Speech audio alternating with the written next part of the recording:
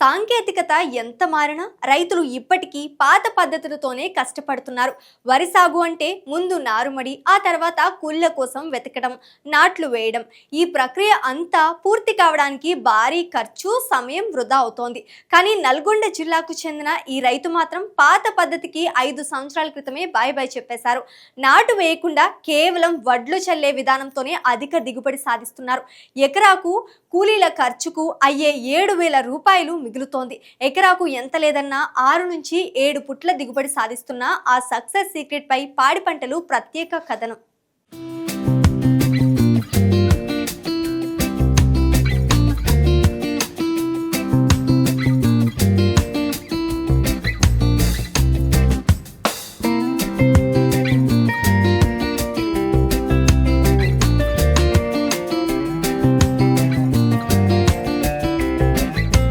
పిల్లగాలికి ఊగే పచ్చని వరి పొలాన్ని చూస్తే సంబరం వేస్తుంది. పైరు చేతికి అందినప్పుడు వడ్ల కోతలు చూస్తే గొప్ప అనుభూతి కలుగుతుంది.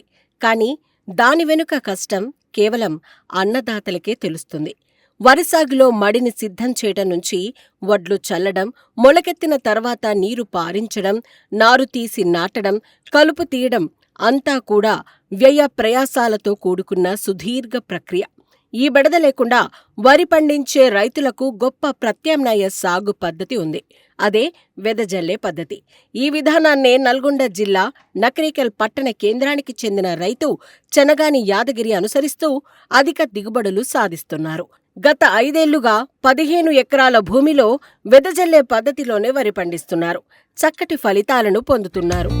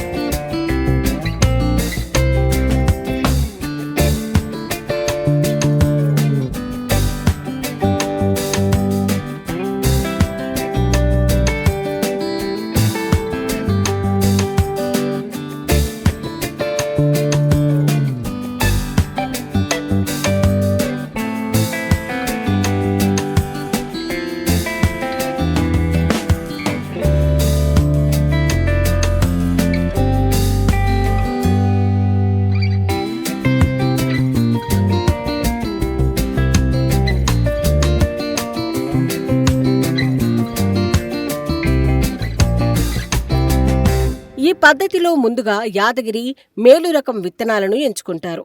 వాటిని ఒక రోజంతా నీటిలో నానబెడతారు. ఆ తరువాత వాటిని గోనె సంచుల్లో గట్టిగా మూటకట్టి వెచ్చదనం కోసం వాటిపై వరిగడ్డిని కప్పుతారు. ఈ ప్రక్రియ 2 రోజులు కొనసాగుతుంది. ఫలితంగా విత్తనాల నుంచి చిరుమొలకలు వస్తాయి. మొలక కట్టిన ఈ విత్తనాలను ఆయన భార్య వీరమ్మతో కలిసి జాగ్రత్తగా తట్టల్లోకి తీసుకుంటారు. ఆ తర్వాత మెత్తగా దుక్కి సిద్ధం చేసిన బురద మడిలో యాదగిరి తన అపార అనుభవంతో ఆ విత్తనాలను సమానంగా చల్లుతారు. గింజకి మధ్య ఎడముండేలా ఏ ఒక్కటి వృధాగా పోకుండా చల్లే ఆ నైపుణ్యం చూస్తుంటే ముచ్చటేస్తుంది. ఈ నారుమడిని ఈ రైతు దంపతులు బిడ్డను సాకినట్లుగా చూసుకుంటారు.